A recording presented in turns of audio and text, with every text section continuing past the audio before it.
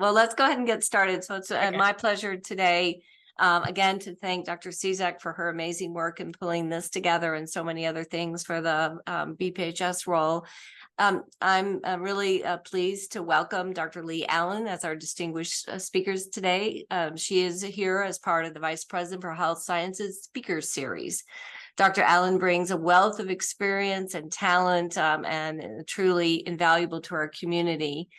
She has a journey that's gone through medicinal chemistry, research program management, academic governance, and it reflects not only her dedication to her field, but also her dedication to have impact in healthcare.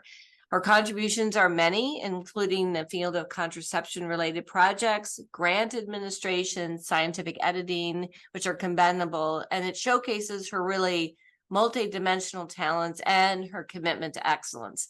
And commitment to excellence is one of the things here at UB that we're really dedicated to.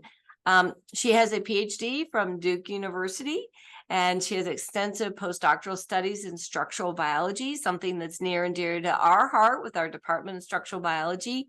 Dr. Allen's insights into antibiotic resistance, bacterial biofilms, and enzymatic pathways are at the forefront of tackling pressing challenges in healthcare and research. I want to just extend my personal thanks for her being here today to share her expertise, her perspective, and her journey. And it's really my pleasure to welcome you, Dr. Allen, here to UB. And we're so thrilled that you will be able to share some of your experiences with us. Thank you for the warm welcome, Dr. Bouchier. So for the next 30 minutes or so, I'm going to tell you 10 things your NIH program officer may wish you knew. But before that, there was a quick background given, but I wanted you to know a little bit about me and my journey that you may or may not find relatable, but I hope, since I can't guarantee, that this advice will be somewhat universal for the granting process. I did start in my home state of North Carolina with physical sciences degrees, but they both had essences of things that were more biological and biomedical. My postdoctoral studies brought me to Hoppin Woodward in Buffalo after what I remember is a serendipitous ride to an airport shuttle at a conference with Andy Golick, where I just turned around and randomly asked him if he was looking for postdocs. And then after that, I went back home for a short second postdoc before taking my first post-trainee job at the University of Minnesota. So after 6 years on the academic side, in an academic medical center, in a job where I wore many hats and came to know the NIH grants process inside and out, I moved over to the other side. And actually, fun fact, this allowed for a move to the mountains of Colorado. So my little home icon is in Denver, but I'm based out of DC at the Eunice Kennedy Shriver National Institute for Child Health and Human Development. During that time, a little bit of this was shared too, but I essentially supported the department head and faculty at a drug discovery institute with about $130 million in grants and contract submission, where roughly $35 million of that was awarded. And I was kind of the bridge between faculty scientific speak and the sponsors projects office, where I could both copy edit and write pieces of grants, as well as know all the funding agency language and specifics. I listed a couple things that were relevant on this slide. I did want to point out this Red Team Reviews group. And this is a team where we would review multi-component proposals like large NSF or NIH applications and offer suggestions for improvement. This service was really useful for a lot of the PIs. We also recruited the input of experts that were not a part of the research project to review it and let us know what they thought. And we put both those reviews together and delivered it to the proposal PI. In 2022, like I said, I made this big move to Colorado from Minnesota and started at the NIH all in a span of 3 days. So here I'm a program officer and a contracting officer's representative. That latter piece means that I'm a technical expert running a couple of government R&D contracts. And I try to do all this work through a lens of understanding where the PI is coming from and listening to the needs and where I can assist, and also have empathy for everything that applicants are juggling. And with that, I offer you my words of wisdom, starting number one with, we're here for you. Please talk to us early and often. I'm going to read this straight off the slide, but I would much, much rather have a conversation or exchange emails than nearly any alternative if there's something that you're unsure about. I'm going to lay out a scenario for you. Imagine you go on to grants.nih.gov and search keyword for something that relates to your research to find this perfect and RFA based on the purpose and the quick glance at that first section. You create this new application, maybe from scratch, maybe modify an existing application to fit the RFA. So that's point two.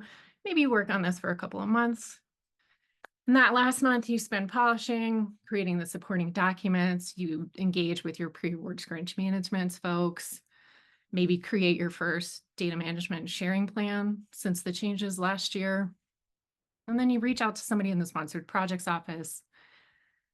Maybe you get it in time to review it in the system. Maybe you submit it on the last day possible. No judgment here.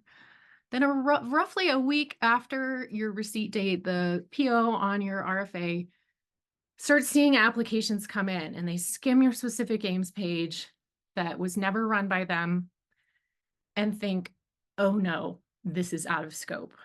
It's an awful sinking feeling on our end. And essentially what that would result in is kind of a disaster because the application would likely be deemed out of scope and therefore not even reviewed. And you might be left feeling like this little guy.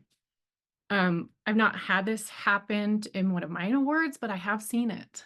And I recently kind of thwarted a situation just like the one described because I was reviewing information in the letter of intent.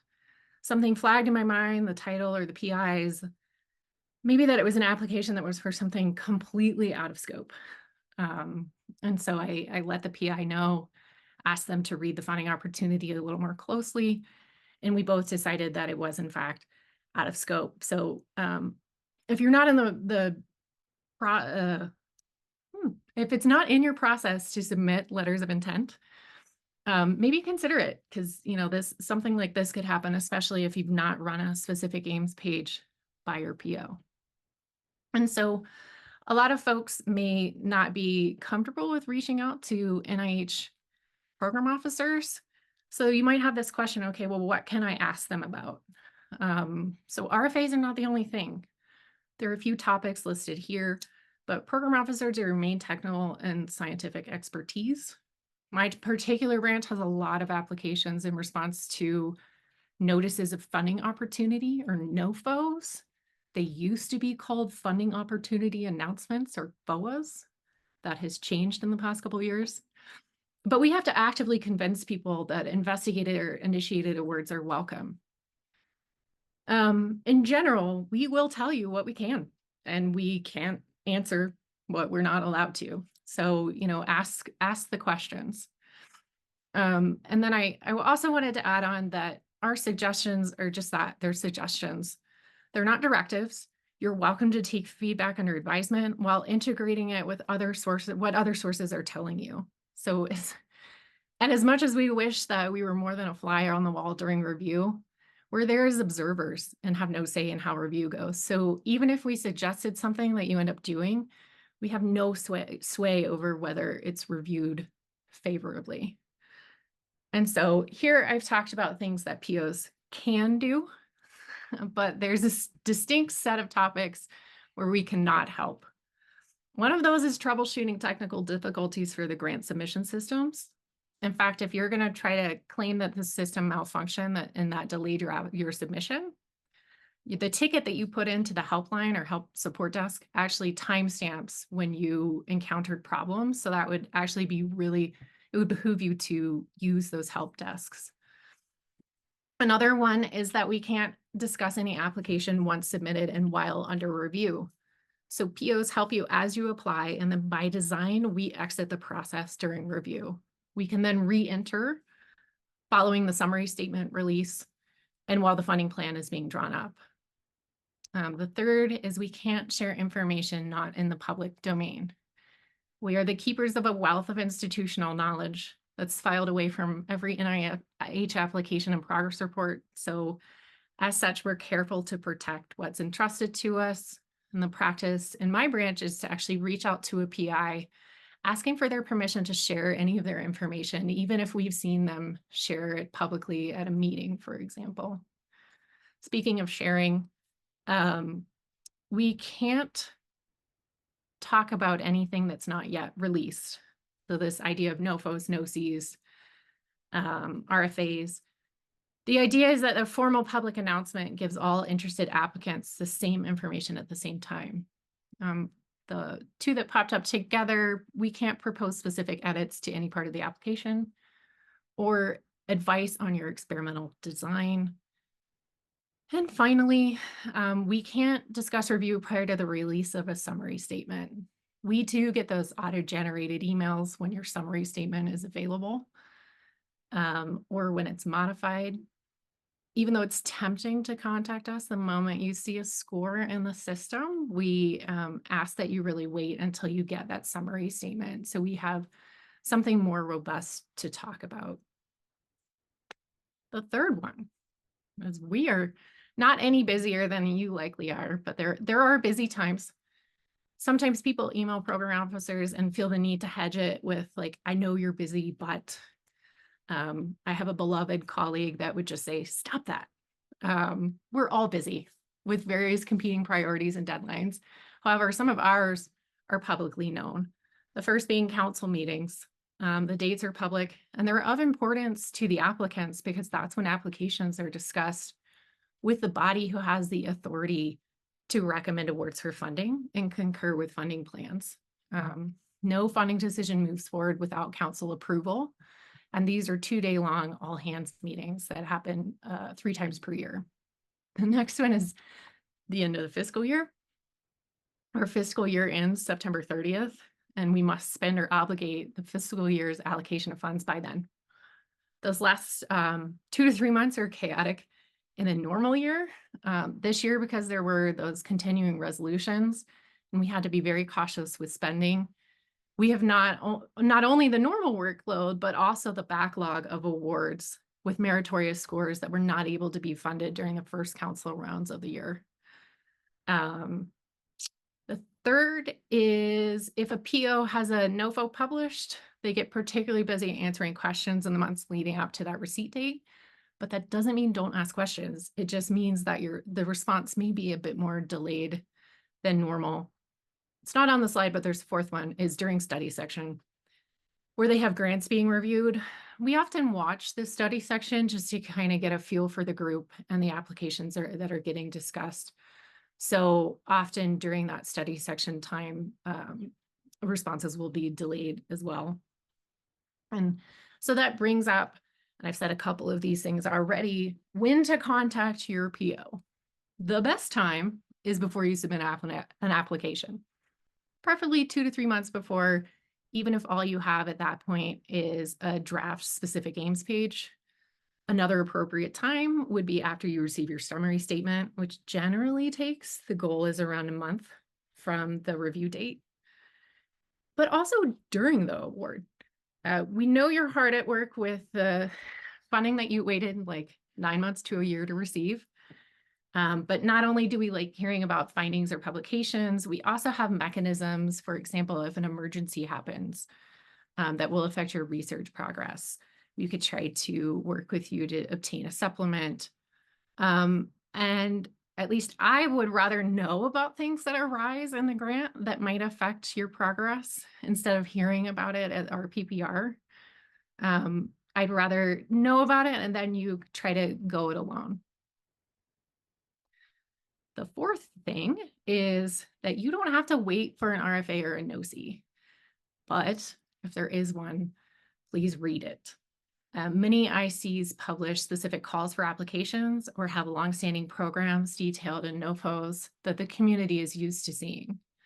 But I've had people tell me that there are no funding announcements out there that they're eligible for.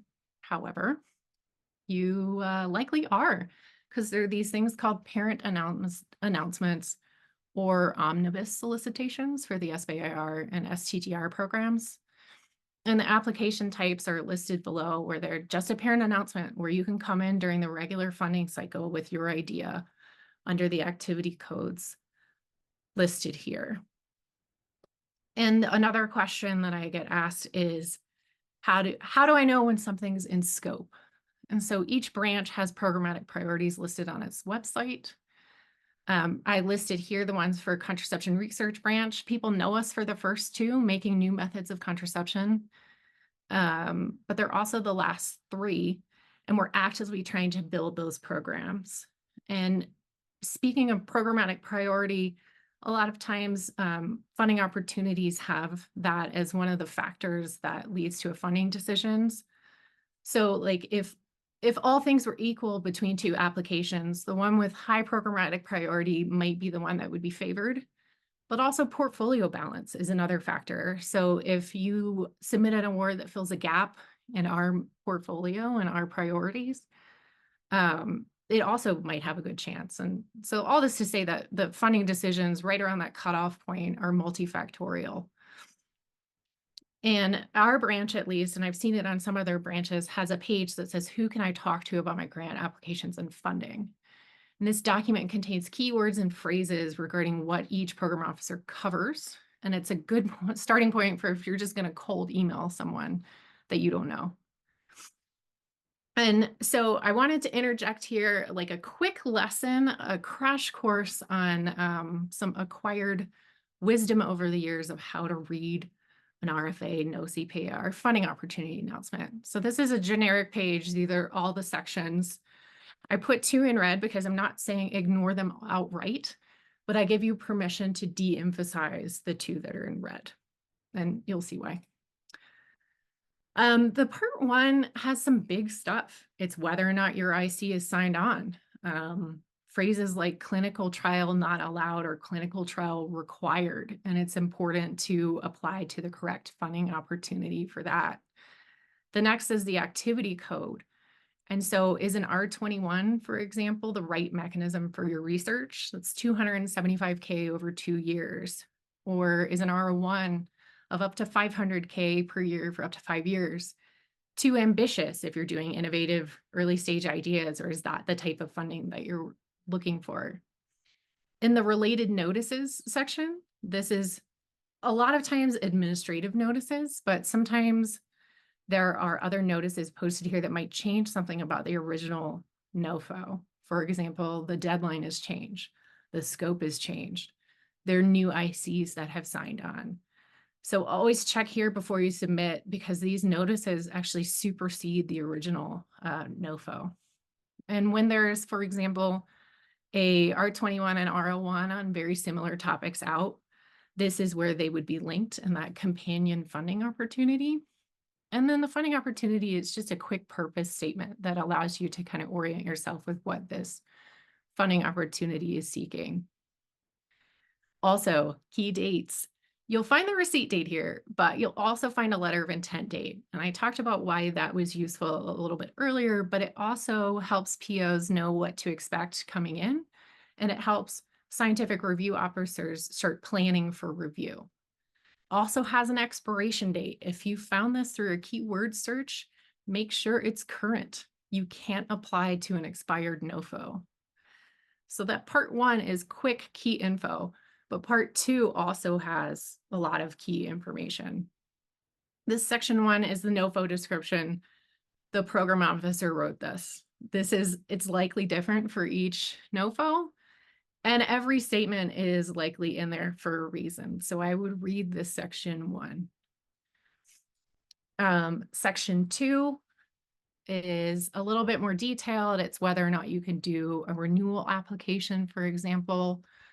So if only new is listed, there's no use in submitting a renewal application as this. It would be treated as a new application, even if you had a similar that award previously. Clinical trial section, another way of checking if you can propose a clinical trial. Funds available. It's how many awards the IC can issue. It gets you an idea for how much money there is set aside for this, if they're set aside. The budget often lists the maximum amount you can apply for. I honestly find this section by Control or Command F for the $sign. That'll usually get you there. The project period, it often lists the maximum number of years of funding available. And then that section 2 is eligibility. And the one thing I really want to point out here is foreign institutions. This gives you information about both foreign applicants and foreign components. For example, subawards to foreign institutions. If both of those say no, exercise caution and make sure that you understand how a foreign component is defined if any of your work is being done outside of the US. Section 4, largely boilerplate, but there are some additions written by program. There could be useful or required information here in section 4. For example, in one of our NOFOs, we required a Gantt chart and 2 sections be added into the research strategy. And the research plan section, a lot of that is boilerplate, but if there's anything in addition to the SF 424 guide, it'll be listed there as well. Section 5, the review criteria are often boilerplate, but there can be phrases that indicate a change from the usual review language or additional review criteria. Section 6, this was a red section. It's largely the wheelhouse of sponsored projects. And here is an example of those research scope criteria that I talked about in section 4. And this is often where we may list things that we would like to include. Greatly behooves you to ask for clarity and scope if it seems like your work may fit, but you're not 100% sure. Sometimes clarifications based on questions that have been asked to us lead to issuances of notices that either clarify or change scope criteria. We choose to list things under bold italic headings for emphasis. The first scope section had 5 things we considered responsive. Then the next section was kind of the scientific areas that were not responsive. Here, it was applications focused on molecular targets for which there's no human ortholog. We're not trying to contracept rats and rabbits. We're looking for human contraception. And then applications for the development of molecules for male and female contraception that act via steroid receptors, because this particular NOFO was looking for non-hormonal options. So that's where things like that appear. And then we also had some admin criteria in the last section. For example, applications that do not have a transition milestones for the R61 phase. This was a phased award mechanism, and we had asked for that section. And then applications that do not provide separate sections for the R61 and R33. And so this section really spoke to whether the applicant had kind of read the instructions of how we wanted this application structured. And then finally, agency contacts, it's way down at the bottom. I often scroll to the bottom and just kind of roll up a little bit. This is a section to be very aware of. It's got that help desk info, the PO, review, financial and grants management contacts. Each would be contacted for the different reasons listed here. And then finally, that section 8 is very often just concern of your sponsored projects office. So here's that summary again with the red sections. And then I have talked about specific aims pages a lot, and also talked about the way to contact us. So email is preferred. And if you want to pitch an idea, having a specific aims page, even if it's a draft, is preferred. And I'll be real, like practically, a lot of us have Skype, VoIP, and it doesn't reliably bring to my computer. And our days are filled with internal and external meetings, and I work in a different time zone with flexible hours. So most importantly, I would say try by email. It gives us both a record and also the ability to respond when able. While I don't require a specific aims page to have a meeting about an application, some POs do, so just ask. But I will say that when I have something to help me prepare for a meeting, it's helpful for a more robust conversation. And I'm not talking about just attaching like manuscripts. It's something more like a 1-pager or a few slides that you may have. And if you need help writing that specific aims page, examples I find are the best tools. They may vary in stylistic choices, but the NIH has recently compiled these samples, applications, attachments, and other documents. I'll drop that into the chat when I stop sharing here in a minute. But I wanted to note that your specific aims page is your first impression. A good specific aims page captures your audience and they start reading your research strategy with enthusiasm. A less effective specific aims page means that you kind of spend the entirety of your research strategy getting them on board with your research and research questions. And these example pages not only have those specific aims pages, they have multi-PI leadership plans, DMS plans. It's truly a wealth of information. The next thing I'll say is write for busy readers. Think about your audience. I'm not talking about eliminating scientific jargon or language to fit lay language. I'm talking about thinking about your audience. And some of you have likely served on review. These are long days. Sometimes the grant that gets discussed before lunch or the last day, and people just want to get through it. Sometimes your primary reviewer is plowing through the application, possibly on the days that reviews are due in their free time. Make it easy for them to find your point with strategic emphasis. And so I just did some illustrations here. And what this kind of illustrates is white space. So on the one on the right, you let your eyes rest a little bit. And also if you use like bullet points and strategic bold, it can kind of help with the readability of that specific aims page. Also ask your colleagues to read your specific aims page and listen to what they didn't quite follow. Chances are a reviewer might not either. So once again, remember this specific aims page is like the equivalent of your elevator pitch. It includes background to frame your work, then a teaser of how you will approach that work to get to the intended outcome of the award. And then if you publish a paper off a funded grant, please share. Not only share with us, because our communications team might want to feature your work, but share it in the NIH manuscript system, and it helps us know if everything in our PPR is complete. And just a little reminder, the NIH manuscript system is required by public access policies of the NIH. It takes a couple of weeks, and if you feed it in right with your award number and my NCBI, it goes right into your RPPR. The last thing, or one of the last things, is we like when you use the NIH's tools. This assisted referral tool, since you no longer request study sections or ICs in your cover letter, it's all about the assignment request form, and ART will help you obtain ideas to where to direct your application. There's also Matchmaker, where you can enter an idea for your work and it can spit out what PO or what IC handles the work that you have in mind.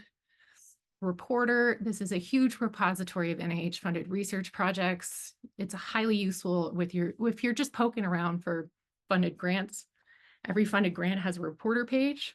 So yours do too. It lists like funding amounts, publications, clinical trials, if there are any, and lots of other information.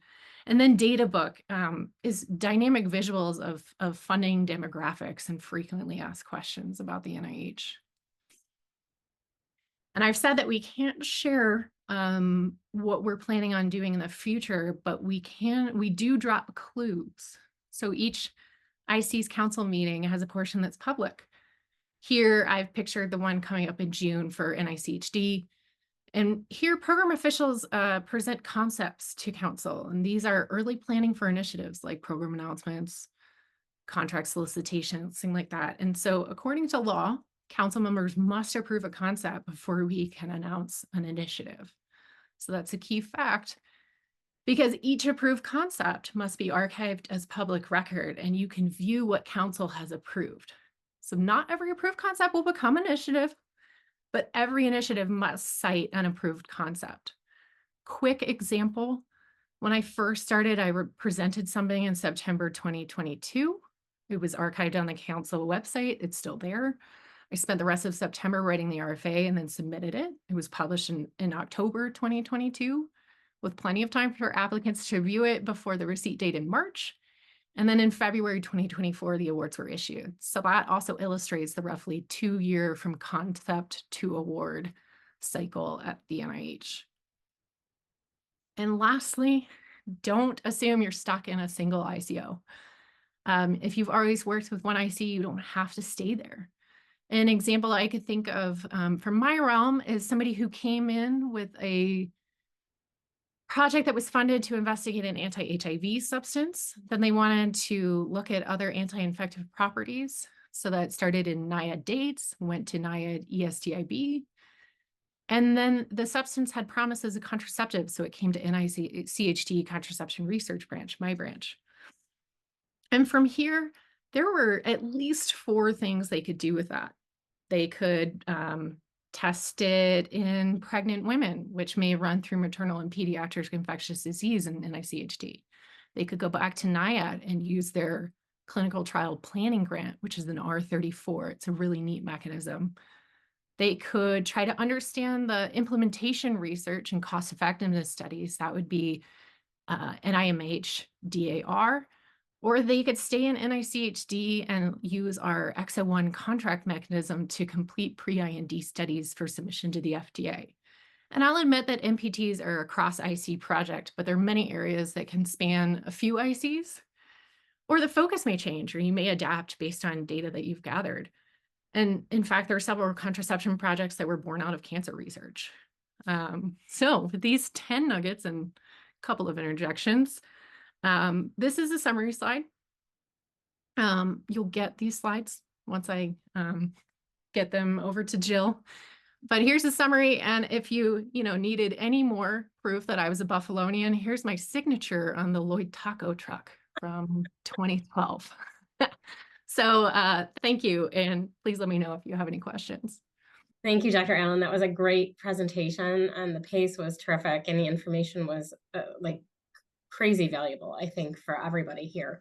and I'll tell you that what I do see across the screen is, we have investigators, we have department chairs, we have colleagues who run administration in the sponsored projects office. So I think you've schooled all of us, which is very, very helpful because we're obviously aimed at and poised for research growth. So thank you again. With that said, I wanted to just open up the chat, or if anybody wants to raise their hand, if they have a question for Dr. Allen, happy to have her field those.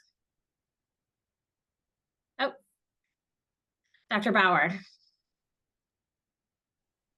Hi, Dr. Allen. Thank you. That was a great presentation. I just had a quick question. I saw recently that NIH has prohibited the use of ChatGPT and other AI assisted tools with NIH reviews for the reviewers, but what about actually using these to write proposals? Is there any recommendation on this? What are your personal opinions? And I know people are doing it. There's a lot out there, and it can be a useful tool, but I mean, what are your thoughts? Well, you had to start with asking me something where we don't really have a policy on it. That is being discussed, for sure. I don't know. And I don't really have strong personal opinions on it because, you still need to edit it. And I'm not saying this on behalf of NIH, but if you have ChatGPT generate something, like, you should still be on board with what it generates. You are submitting that in your name. I feel like I don't have wisdom here, but I've also seen papers come in where like the paragraph starts with, here's a response to your prompt. So it's obviously some sort of like AI generation. So what do you do with that? When you see that command, you have to address that somehow, right? Yeah. If I find something, I think something is coming, could be coming soon. But I can follow up with you on that because that's a very interesting question. I know we're also trying to stay on top of what's going on with AI and how we can employ that even within sort of the government systems. Things like even Otter AI to take notes at meetings to help us kind of capture these discussions is something that we're talking about internally for sure. Even Zoom has it integrated now. Yeah. Okay, thank you. Mm-hmm.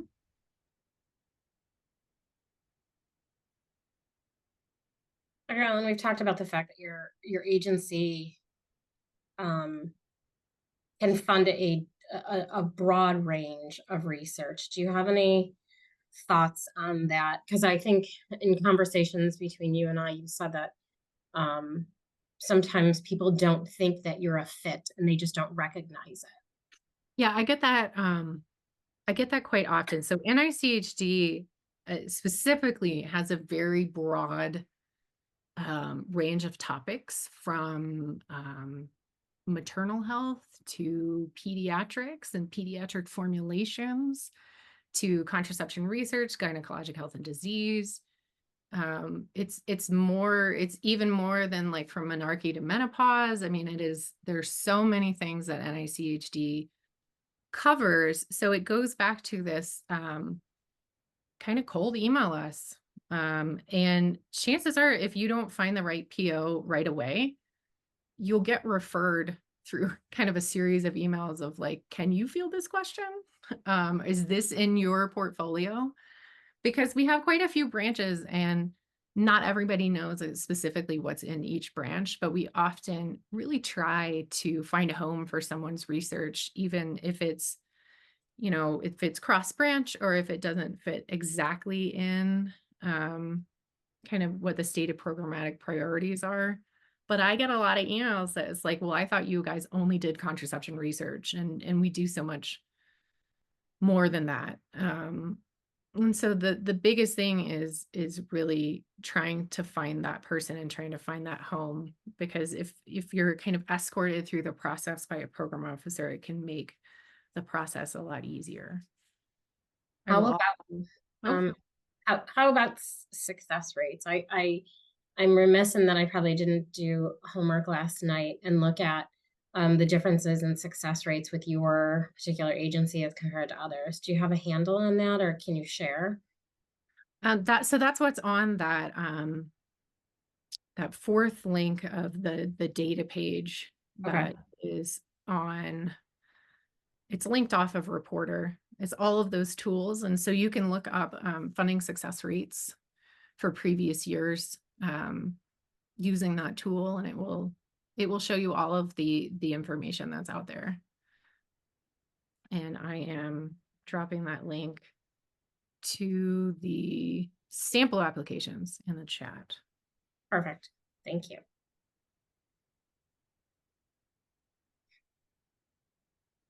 So Dr. Bauer is situated in our department. Oh, he has another question himself. I Dr. do, Bauer. yeah. You can continue though. But... I was just going to say, he's situated in our Department of Pediatrics right now. And so any thoughts, any tips specifically for that group? Oh, there's some great peds people. If you want connections to peds, I don't know what you're working on, and there I'd be happy to connect you. I'd be happy to be a point of contact for anyone from this group that wants to reach out. I feel like you maybe had a question, Dr. Bauer, but I will also say that before that, if any of you have trainees or even like high school students, there's a lot of programs available at the NIH. And if you have trainees that are interested in maybe working for the NIH, I'm happy to serve as a contact to them as well. Basically kind of putting a face to the program officer. If you want to use me instead of cold emailing people, I'm happy to be that person to help you integrate into the system. I will take you up on that offer. Okay. My question is related to this. So are program officers allowed to talk about gaps in their portfolio that may be more likely to be funded? Quite honestly, it's something that we talk about a lot at our meetings. And it's something like, I can't tell you I only have X number of awards in this, but we can discuss kind of where the portfolio is, and you can talk to your contact that I may be connecting you with about areas, what gaps you could fill in their portfolio, and you can kind of gauge kind of by reactions how excited they are.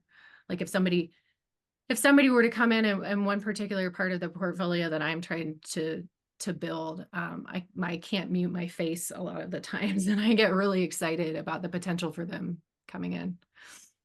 Okay, Did you see another question? thanks. We do have another question. Dr. Nwogo? Oh, oops. Thank you. I was just trying to clean up and unmute. Thank you for the great presentation. I didn't get to hear all of it, but the part I heard, I felt it was very valuable. So I'm kind of interested in social work, like behavioral science for like children and for new moms. Is that we're looking at using AI methods for assisting, say, like new moms? Is that an area where we should be looking at the NICHD? Because a lot of the work I saw was like pediatrics, like people have shared contraceptives. This seems a little far off, but it seems like it would fit, I think, in this So program. yeah, for sure. Using AI and machine learning is actually kind of a cross-cutting theme in NICHG's strategic plan. So you hit that. And then it sounds like your type of work would fit in one of the branches. It would take me a minute to figure out which one. But again, I'd be happy to connect you. Okay. Do we have your email? I might have missed it, or a way to contact you after this. It is coming into the chat, but I will add it to the slides that get shared. It's my name, first name, last name at nih.gov. Perfect. Thanks very much.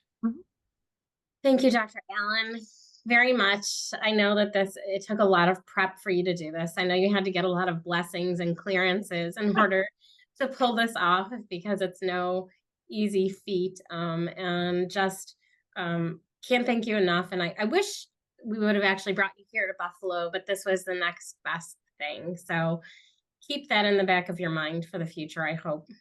Yeah, for sure. And then also when I send in these slides, I'm going to include a couple slides on simplifying the review framework for NIH research project grants, because I know they're talking about that process of changing how grants are reviewed. So I have a couple of slides for you all on that. Great. And I'll try to get them back to you as soon as possible. But Jill, I would love to come to Buffalo. We would like that very much, for sure. For sure. We'll hunt down that truck for you. So, all right. Well, thanks to all of you for taking the time to do this.